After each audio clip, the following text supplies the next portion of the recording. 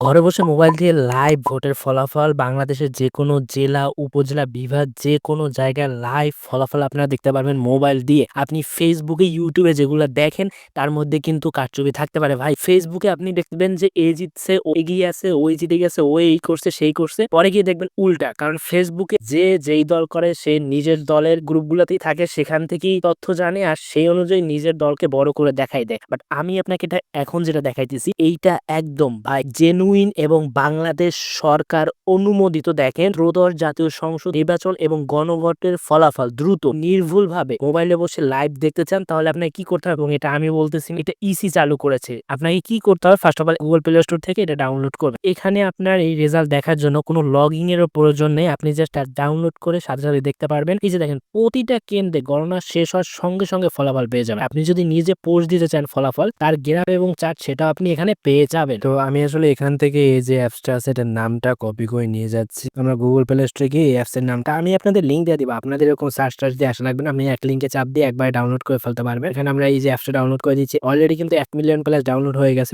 এবার ওপেন করে দিচ্ছি, আর আমি সরাসরি লিঙ্কটা দিয়ে দেবো, কোনো চিন্তা কারণে। এই যেখান থেকে আপনি বাংলায় দেখতে যাচ্ছেন নাকি ইংরেজিতে, তো যেহেতু আমরা বাংলাদেশে, আমরা অনেক ভিউয়ার্স আছে যারা ইংরেজি একটু কম বুঝে, সমস্যা নেই, আমরা বাংলা সিলেক্ট করে বাংলায় দেখাই দেবো সবকিছু।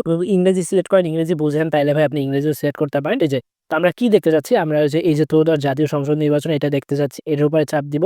চাপ দেওয়ার পর আমরা ঢাকা, কোন আসন আপনি ঢাকা 1 চান, 2 চান, 3 চান, 5 চান। তো অনেকে বলবেন যে ভাই ঢাকা কেন, আমি অন্যটা চাই। কারণ আপনি হচ্ছে গোপালগঞ্জেরটা দেখতে চাচ্ছেন। গোপালগঞ্জের যতগুলো আসন আছে সবকিছু দেখাচ্ছে। আমি কিন্তু কোনো লগইন টগিন কিচ্ছু করিনি, জাস্ট এই অ্যাপসের মধ্যে ওপেন করার সাথে সাথে এই অপশন চলে আসছে। একটা মজাদার আসন দেখি, গোপালগঞ্জ তো আপনারা অনেক চেনেন, মজাদার আসন দেখি সেটা হচ্ছে ঢাকা 8, যেখানে রয়েছে আমাদের নাসিরউদ্দিন পাটোয়ারি এবং যেখানে রয়েছে ধানের শীষের মির্জা আব্বা। মূলত যাদের মধ্যে এখানে খেলাটা হবে তার আইকন, রিটার, হলফনামা এইসব সবকিছু দেখতে পারবেন। হ্যাঁ, এই জায়গায় কিন্তু আপনি সে যে কি পরিমাণ কর দিতেছে, ব্যক্তিগত আয় বিবরণ, সম্পদের বিবরণী সবকিছু দেখতে পারবেন। এবং সবগুলো কিন্তু লেখা আছে যে ভোট গণনা শুরু হয়েছে, যখন রেজাল্ট পাবলিশ হবে, যে কেন্দ্রের রেজাল্ট পাবলিশ হবে, সরকারিভাবে সবকিছু এখানে দেওয়া থাকবে। আরো একটা উপায় আছে, যে দেখেন এখানে কে কে এগিয়ে আছে সবকিছু কিন্তু এই জায়গায় আপনি লাইভ দেখতে পারবেন। ঠিক আছে, এই যে অপশনটা যাচ্ছে এখানে, এটা হচ্ছে একটা ওয়েবসাইট, এটার লিঙ্ক আমি দিয়ে দেবো। এই যে আমি লিঙ্কটা কপি করে নিচ্ছি আপনার জন্য। এই যে লিঙ্ক ওপেন ইন কোথায়, আমি ওপেন ইন ব্রাউজার ওপেন করতেছি এবং আপনাকে লিঙ্কটা আমি কপি করে আপনার সামনে দিয়ে দেবো। এইটা কি, এটা হচ্ছে ঢাকা পোস্ট যেটা আছে ও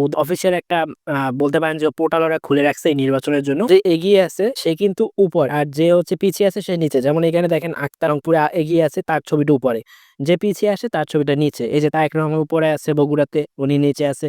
বিএনপি হচ্ছে একটা আসন দিচ্ছে, নির্বাচনী ফলাফল এই যে